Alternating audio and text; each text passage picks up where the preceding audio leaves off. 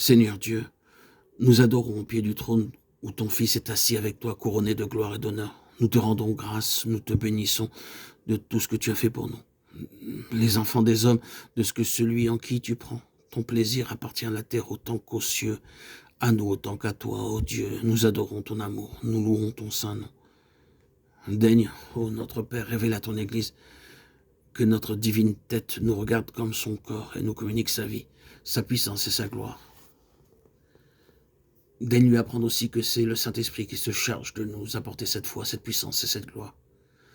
Oh, puissent tes enfants se réveiller et comprendre l'œuvre du Saint-Esprit, reconnaître que c'est lui qui réalise en nous la présence de notre Seigneur glorifié et qui nous revêt de la vertu d'en haut nécessaire à l'accomplissement de notre œuvre ici-bas. Que partout tes enfants apprennent à contempler leur roi dans les cieux jusqu'à ce qu'ils soient prêts à le recevoir et que l'Esprit Saint puisse les remplir de sa présence autant qu'ils le voudront. Notre Père, nous te prions au nom de Jésus de réveiller et de vivifier ton Église. Que chaque croyant devienne réellement un temple rempli du Saint-Esprit. Que chaque Église devienne par la foi de ses membres un groupe de croyants vraiment consacrés, qui témoignent sans cesse de la présence de Christ, en comptant sans cesse sur l'effusion de la vertu d'en haut. Veuille faire de chaque prédicateur de la parole un ministre de l'Esprit, et que par toute la terre, la Pentecôte, prouve à tous que Jésus règne, que ses rachetés sont son corps, que son esprit est à l'œuvre, que tous doivent fléchir le genou devant lui. Philippiens 2:10. Amen. La promesse est là qui attend. L'Esprit est prêt à remplir les cœurs. Il faut seulement vouloir le recevoir.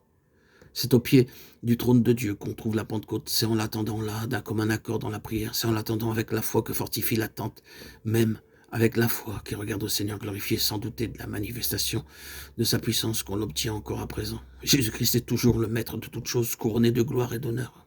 Hébreux 2:9. Son désir de révéler sa présence à ses disciples et de leur faire partager sa vie de gloire est aussi vif qu'au moment où s'est assis sur le trône. Prenons place au pied du trône, attendons-la avec une foi vivante, afin que, remplis du Saint-Esprit, nous puissions rendre témoignage de Jésus, que la présence de Jésus soit notre vie, notre force, que lui-même vienne rendre témoignage en nous et l'Église produira des prédicateurs remplis de l'Esprit. Et la vertu d'en haut amènera les ennemis de Christ à ses pieds.